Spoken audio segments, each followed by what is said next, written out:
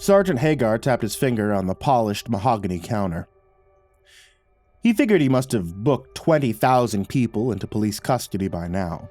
Most of them were guilty of something or other, even if it couldn't be proven. That was a lot of broken souls for anyone to encounter, even him. The daily grind had sleepwalked him right up to that figure. The math was simple. Simple enough even for a cop. Even an about-to-be ex-cop. It was time. Time multiplied by people. 29 years, 364 days, to be exact. But tonight would see him tip into that magical 30-year figure. He was finally leaving, putting everything from his old life behind him. He had spent the last 20 of his career years etching himself into people's memory as the man in charge of the cells, a man with a reputation for brutal honesty and uncompromised morality. Professionally, he was a remarkable man. He was just working in an unremarkable station located on the fringe of South London. Dutifully, he had played the role of custody sergeant, his foot planted on the bottom rung of the promotion ladder, slowly aiming towards this day. While outside, the changing world had marched along with progressful certainty, working life in the bowels of a 200-year-old police station had remained pretty much the same. Sure, the computers had become smaller. The display screens had gotten wider and thinner, but it seemed that for the people passing through, drunk and angry, was pretty much a universal constant, one which showed no indication of changing any century soon. Humanity was an ugly disappointment when viewed from this low down, and if you spent too long staring into its faces, eventually they all blurred into one. A typical shift would see Hagar book in every person who'd gotten themselves arrested and brought through the back door. He would speak to the officers, who it seemed were always getting younger, and ensure there were enough grounds for the prisoners to have been detained. Finally, he would review all the evidence, making a decision on what, if any, charges should be faced. Now it was coming to an end. In his more reflective moments, he sometimes questioned himself. Should he have done something different with the last 20 years? Perhaps. But there was always more time ahead, time to do something else. Although he was at his usual station, standing behind a long, antique counter, and could, if boredom took him, count the thick iron bars on the high windows in front of him, this was not his normal workplace in the building. Visible clues would be a selection of hand-drawn wanted posters, sepia-tinted, pre-aged. They were pictures of rough-looking characters with old-worldly names, who sported an assortment of thick beards and cartoonish mustaches. But the only thing that really gave the game away was the large sign on the heavy oak door behind him. The sign which proudly stated in bright blue font, "Gift Shop." This explained the pile of calendars for sale, the rack of comedy postcards, and the shelf crammed with novelty police box teapots. For his final week, Hagar found himself working in the police museum that was attached to the usual station. Once this wing had been a local magistrate's court, back in the Victorian era, but due to ever-increasing demand and despite the Crown prosecution's reluctance for modernization, a decision had been made to close it and relocate to a larger, centralized court complex miles away. One that could handle the growing numbers of cases from multiple divisions all under one roof. Times change. As a result, the old court annex had lain unused for years, until about the time that human resource managers started replacing staff officers, and as a part of a modernized shift towards public relations, it had reopened, rebranded, and reborn as the Police History Museum. Change for change's sake, Hagar thought. None of it made much difference. It got about as many visitors as the station got thank you letters. Hagar didn't know which of the two statistics he found the most depressing. He scrolled through old admin requests and browsed 20 years of emails whilst he stood at the only connected working terminal, killing time.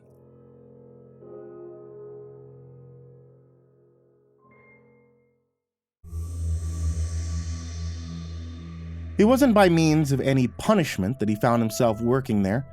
Quite the contrary, the reason he found himself working as a slightly overpaid and infinitely overqualified security guard was to keep him out of an evidence chain.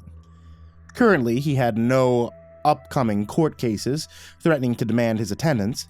For someone about to retire, that's a significant thing. You don't want to get dragged back for a prolonged trial, especially if you're no longer being paid to. It was a point that the force considered also. From their perspective, there was no point in losing an expensive case because your key police witness is reluctant, or perhaps decides not to show up. Or even worse, becomes hostile, because they're no longer on the payroll. Sergeant Hagar, though, would never do anything other than his duty. He had sworn an oath. Retired or not, cop or not, an oath was an oath. Taking break from staring at a screen full of old correspondence, he stood up, setting aside his reading glasses, polishing them absent-mindedly as he did, and for the briefest of moments, thought he caught a spark of reflected red light. Brake lights, perhaps, from outside. He looked around at the dim light that pushed into the dark. There was no point lighting the whole place up at night, apart from a small desk lamp. The only illumination was from the LCD display in front of him and a row of CCTV monitors on a shelf behind. Photos and paraphernalia covered two of the walls. A third wall had been removed to accommodate the museum's prize exhibit, an '83 Ford Capri. Under the hood, it had a 2.8 engine, fuel injection, painted up with its blues and twos. It had been the hottest thing on the streets, a real thief catcher, once. Everything got old. To his right were 3 holding cells, architectural relics from the Victorian court in the next room. They'd even been used by a TV crew once who happened to be filming a Victorian drama. Every cell was windowless, painted brick, complete with original cast-iron bed and a row of gated bars at the entrance. A wooden slop bucket had been added alongside a toy rat for a mild, gruesome effect, should tourists ever appear. Hagar didn't mind his own company at night. In fact, he preferred it. His usual team would be working through the night till 7 a.m. He was planning to lock up and finish sooner than that. He had hoped that he might squeeze in one last kebab with some of the team as they came in for refreshment, and say some obligatory goodbyes. With any luck, he'd be done by 1. 6 hours early finish on your last duty shift. He figured that after 30 years, any cop pretty much deserved it. There was no gold watch coming his way. That was sure as shit. He only wished he could look forward to saying a final goodbye with a fraction of the enthusiasm he held for his kebab order. A large antique clock was hung high in front of him. Glancing up, he could see it was almost midnight. Over the last half hour, the volume of its steady ticking seconds had seemed to grow, as if attempting to penetrate the depths of a late and soundless night. Other than that, the general sense of silence had seemed to swell, absorbing the usual creaks and groans of the old building into it, almost as if the silence had developed its own gravity. Hagar swore that he could hear the blood circulating around his ears, just that rushing blood and the ticking of the clock, growing ever louder. Tick. Louder. Tick. Louder. Tick. It stopped. It stopped, and the silence roared into the space it had left behind. It was a moment of pause, that gap in time you feel like the pause in your favorite dance anthem just before the bass drops, or that second before the heavy guitar riff screams in. The absence of noise that, despite its nature, has its own sound, not quiet, you could hear it. Hagar could definitely hear it.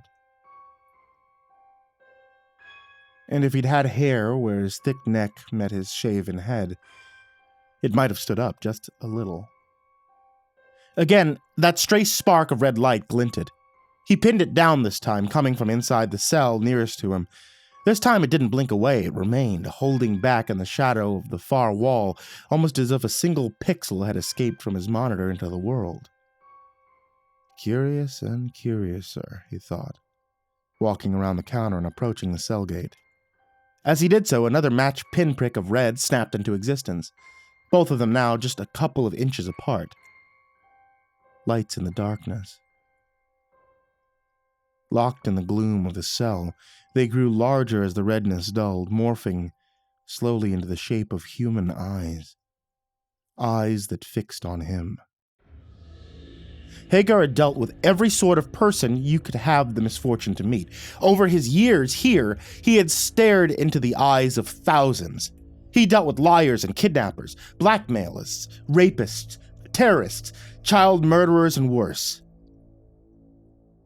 Remorseless, broken individuals that would knot your stomach as if you'd swallowed razor wire or raise a blinding storm of anger inside of you demanding justice.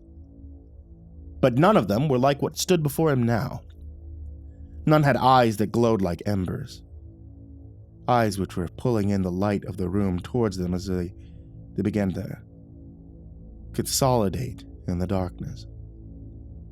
A darkness that gave form, bleeding the black shadows into limbs and torsos as it manifested the night into physical form. The featureless face sought to hold him in place by the intensity of its glare.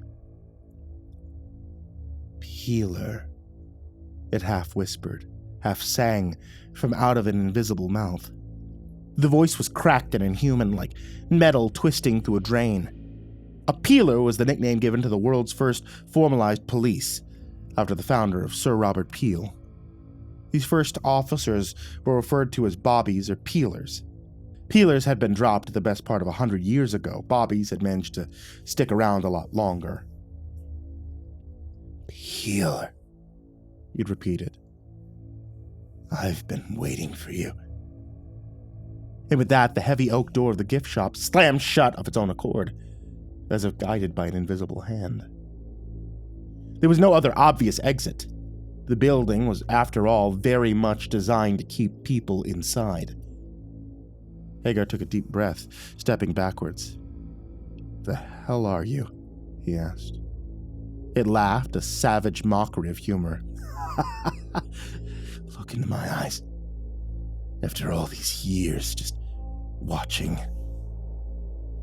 I know you, Sergeant. Sergeant Diggory Hagar. Hagar paused for a moment. The police manual definitely didn't cover this. No one calls me Diggory here, it's just Sergeant. It's been Sergeant for 20 years. No point changing that now, not even for you. The shadow made a hiss. Hagar interpreted it as an expression of frustration at him, not showing the expected terror and fear that it seemed to expect. What's your name? Hagar asked in the most level workplace tone he could muster up, considering the circumstances. My name is... The shadow went to say something, but couldn't.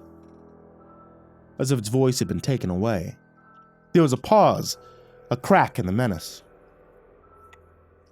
What little light in the room blinked out for a second, and when it came back, the shadow was darker than ever, standing in a cell covered in blood. The floor was wet and glossy, the wall ran thick with black strands of congealed rancid matter. The stench of stagnant blood flooded Hagar's nostrils, causing his throat to reflexively gag. Is my name, the shadow proudly declared. The lights blinked again, and the cell stood untouched, without any trace of what had been there moments before. If the expectation was to terrify Hagar, it made him shrink from his sanity, to freeze the marrow of his bones, drenched him in his own fear and panic, and then it had far from succeeded, for Hagar stood worryingly composed for a man in his predicament.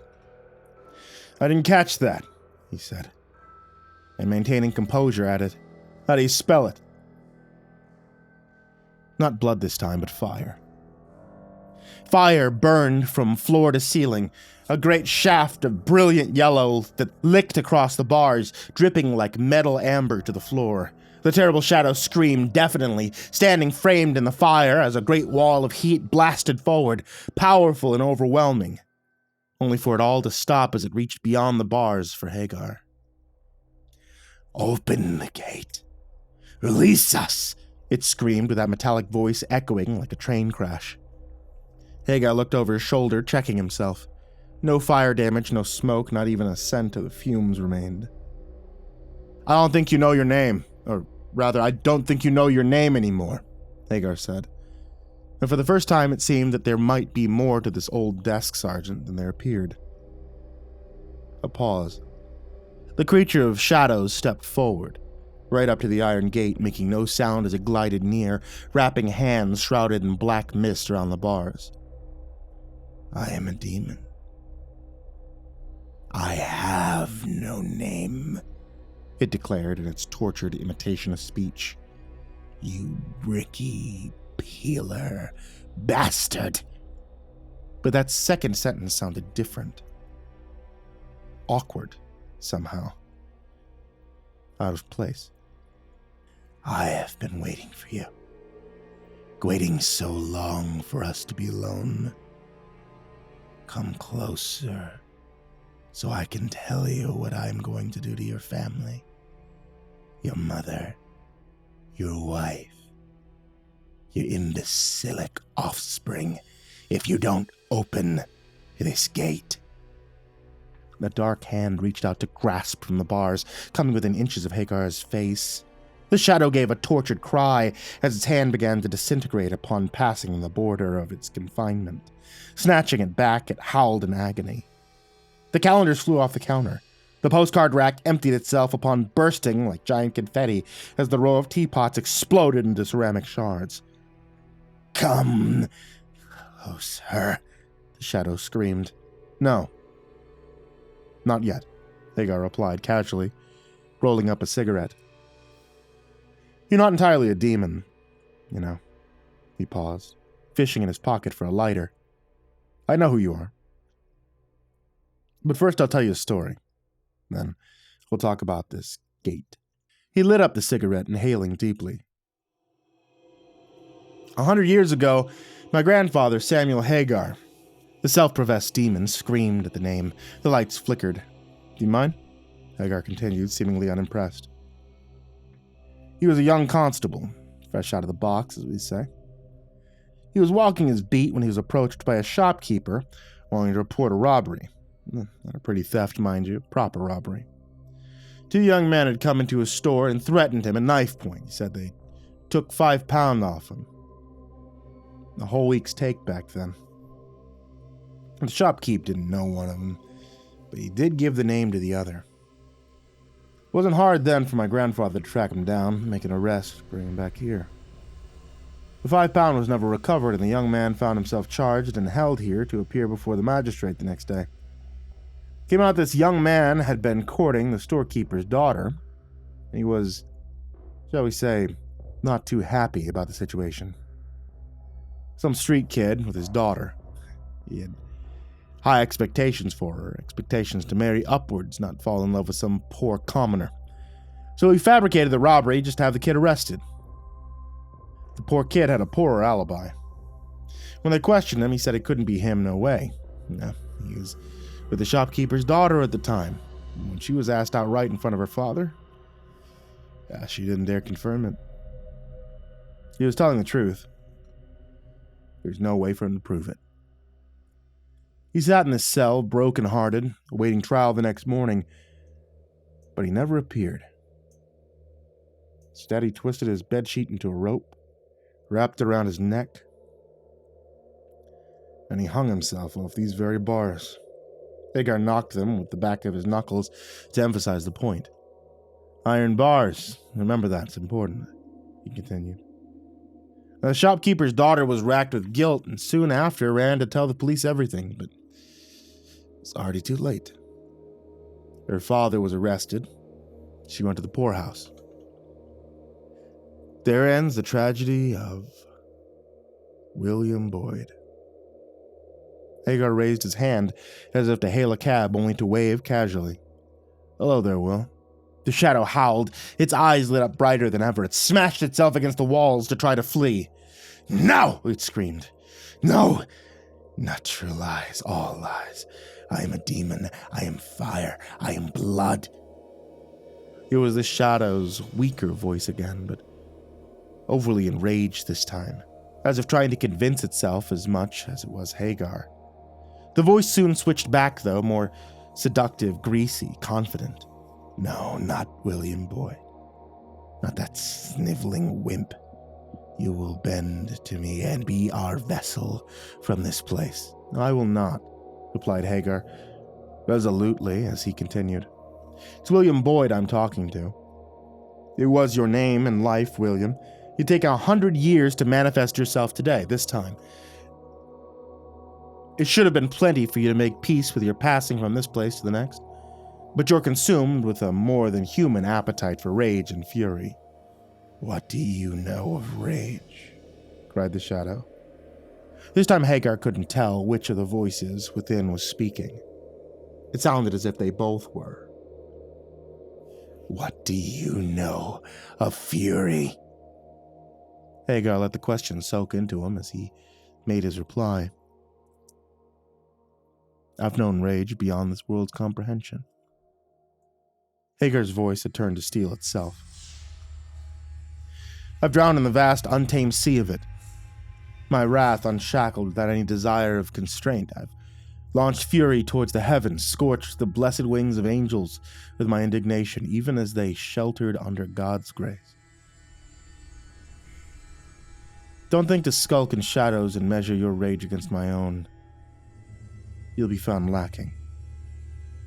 Look at me, demon." It would not.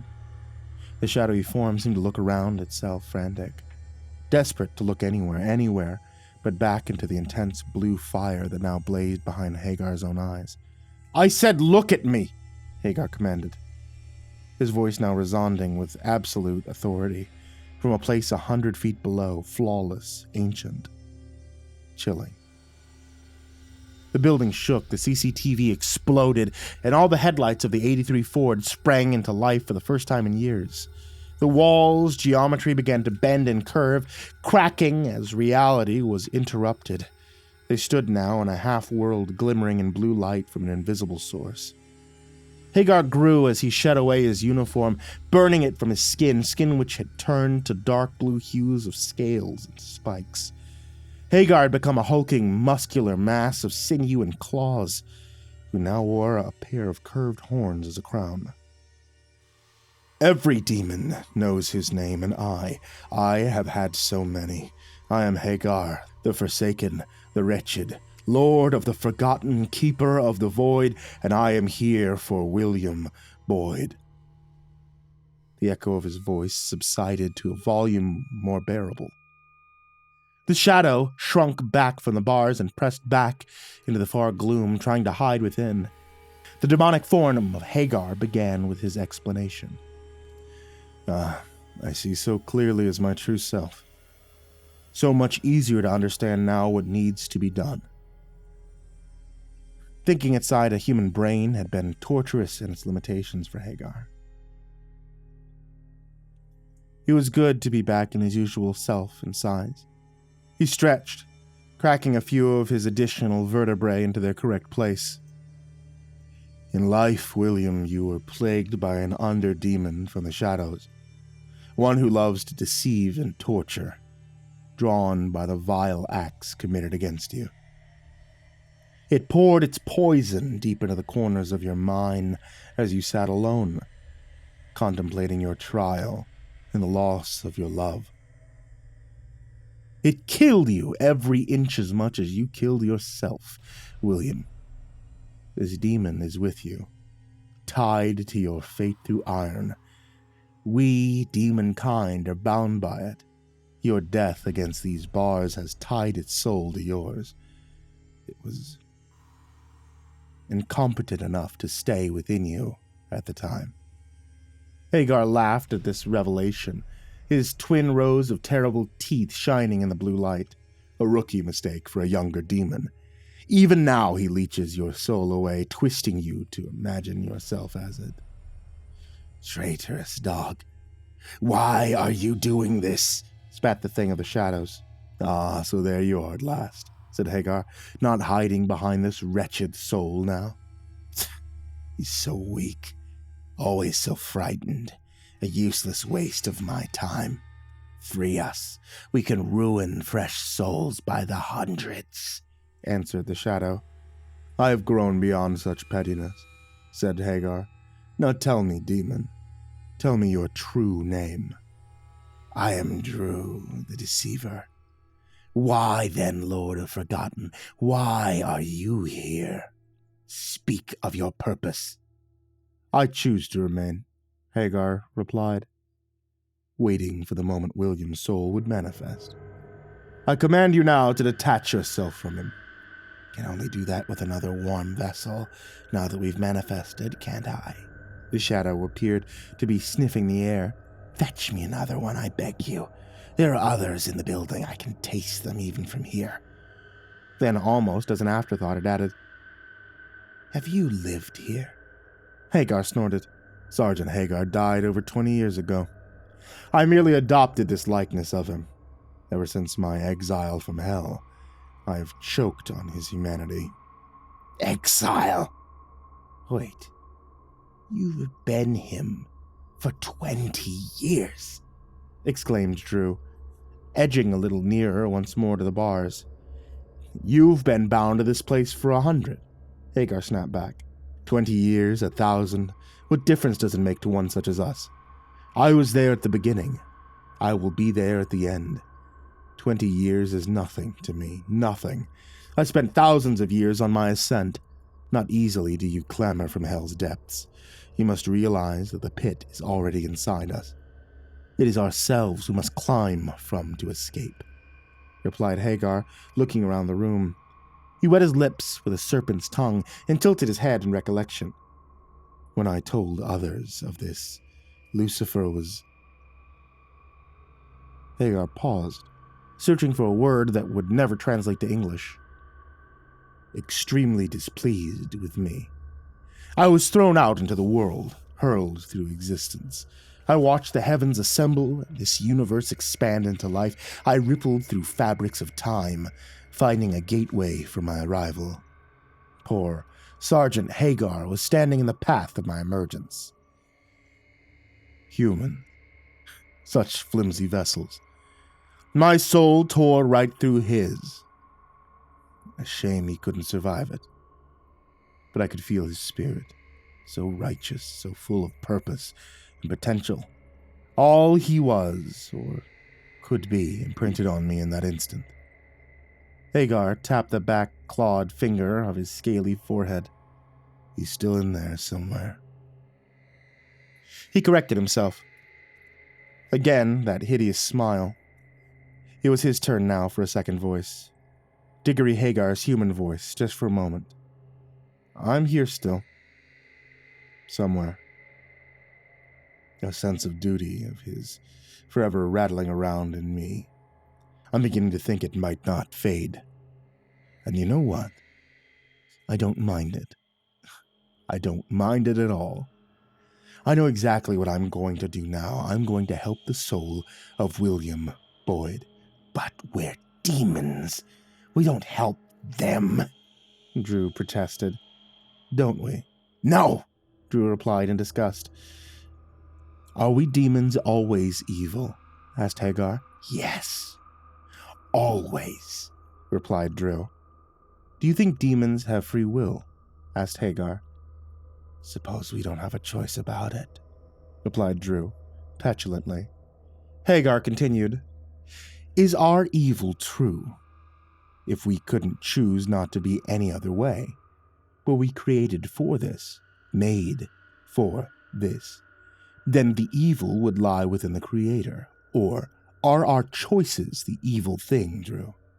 Evil requires purpose for malevolence. It needs intent. Drew was silent, struggling for an answer that wasn't an agreement. And my dear Dreamin' Drew, if I could choose to be evil... Hagar extended his arm, aloft, conjuring a ball of glowing blue light from his outstretched fingertips. Then I choose not to be. Drew began to talk quickly now, with words overflowing one after another with a glowing terror. Don't try and help. You'll never return through Hell's Gate by vexing Lucifer. This will only make things so much worse. Free me. Together we can gather souls of tribute. Return with glorious torments. I can't do that, Drew, Hagar replied. I'm trying to be better. The ball of blue light was getting brighter, expanding, the light beginning to drip down Hagar's arm, making a pattern where lightning and fire etched protective runes of chaos into his scaled skin. You're just a demon, screamed Drew. You can't be better. You can't be anything else. Tell me, Drew, if hell can submit to a fallen angel, should heaven not embrace a rising demon? With that, Hagar thrust his huge arm, shielding and dancing blue light through the gap in the bars, bending them aside and seizing the shadow around the neck. Drew grabbed frantically at the giant wrist, but there was nothing he could do to break the vice-like grip that held him. You've tortured William long enough, Hagar said, as he began dragging the shadow painfully through the iron bars, shearing the demon away from William's soul inch by inch as he did so. William's soul form fell from the shadow to the floor, pale and translucent, little more than a skinny boy of 17. Hagar held him to stand, lifting him with one arm, all the time gripping the slumped form of the demon Drew with the other. A doorway of light opened ahead where none had existed before. William was already waving toward it. He could see the girl he loved 100 years ago waving back at him. Go on, said Hagar, and don't look back. William walked into the light and disappeared.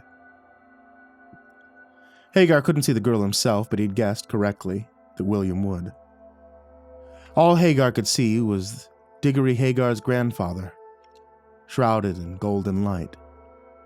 The happy old man smiled at him and nodded. Hagar nodded back. It's open for you too, Diggory, if you're ready, the old man said. Hagar took a moment, smiled, and shook his head. We've got things to do. Maybe next time. He threw up an honest salute, as formally as a 9-foot demon could manage.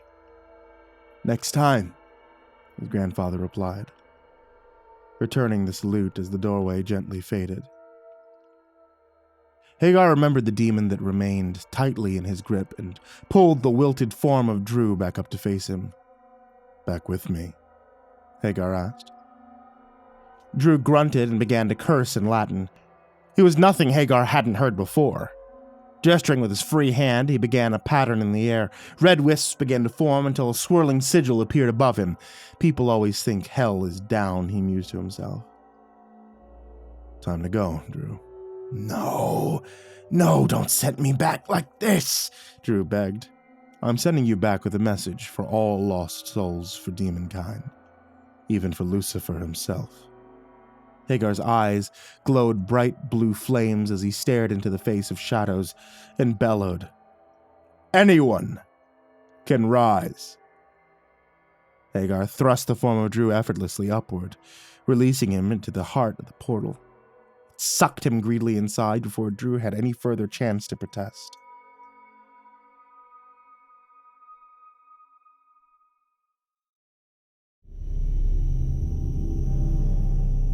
1 a.m.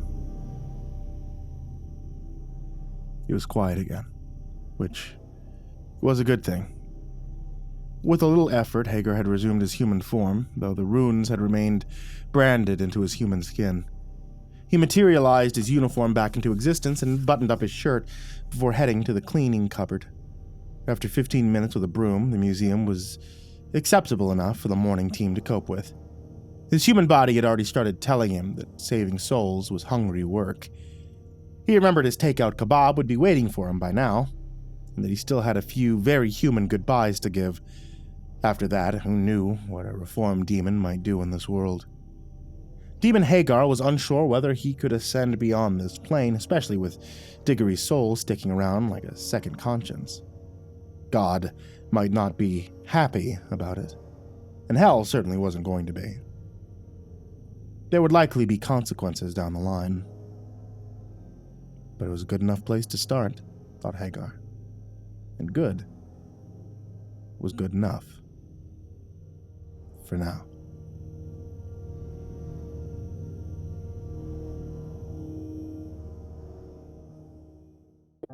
Hey there kids, it's me, MrCreepyPasta, and I want to tell you thank you so much for watching tonight's video. I want to give a huge thank you to everybody who supports me on Patreon. This past year has been rough.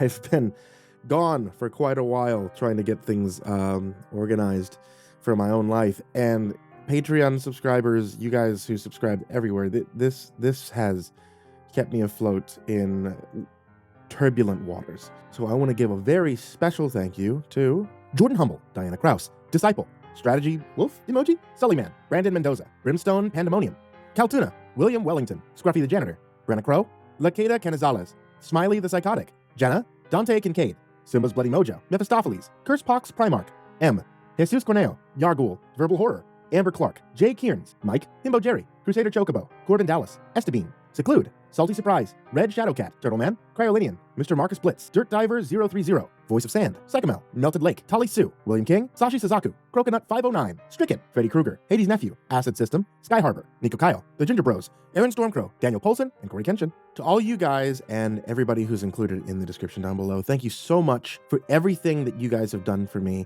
and thank you so much for being here when times get difficult and I can't always be around to make content. I really appreciate your support, and I cannot thank you enough. And that goes to everybody who watches these videos, that goes to everybody who's subbed here, and anybody who has ever liked a creepypasta story ever. I wish you all the best. Sweet dreams.